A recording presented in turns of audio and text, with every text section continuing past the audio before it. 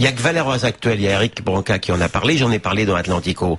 vous savez que maintenant, vous savez peut-être, en matière d'allocation familiale, à la suite d'un arrêt de la Cour de cassation qui n'est en fait que de la transposition d'une décision européenne, les enfants étrangers, je dis bien, les enfants étrangers qui rejoindront leurs parents étrangers sur le sol français seront pris en compte pour le versement des allocations familiales.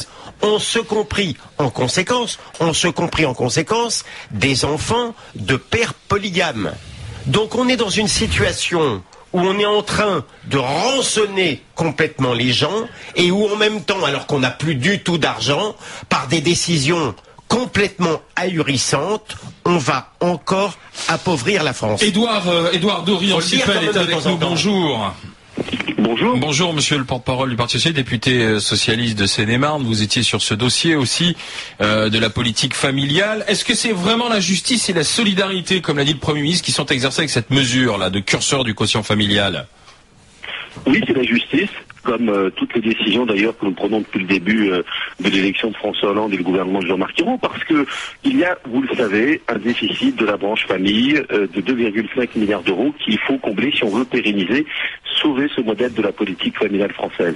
Et il faut rappeler que le président a entendu tout le monde, toutes les associations familiales, qui d'ailleurs ne souhaitaient pas qu'on touche à la modulation, qu'on touche par exemple à l'allocation familiale, et ne souhaitaient pas qu'on la module. Donc le choix s'est porté sur le quotient familial. C'est une baisse du plafond. Aujourd'hui, on peut bénéficier jusqu'à 2000 € de baisse d'impôt.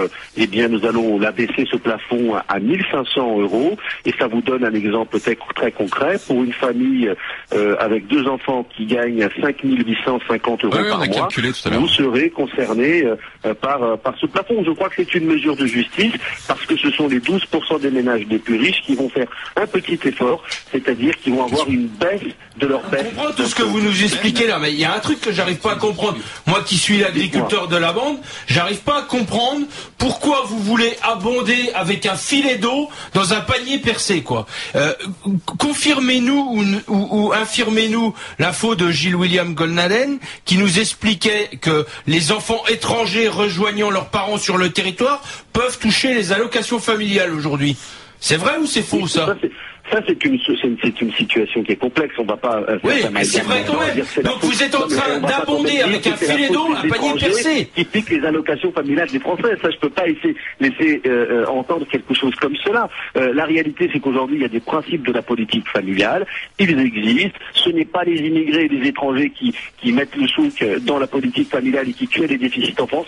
C'est pas vrai. Je ne laisserai pas entendre cela. Les décisions que nous prenons sont vous ne travaillez que sur les entrées, jamais sur les dépenses. Jamais sur les dépenses. Comment? Vous ne travaillez que sur les entrées, jamais sur les sorties.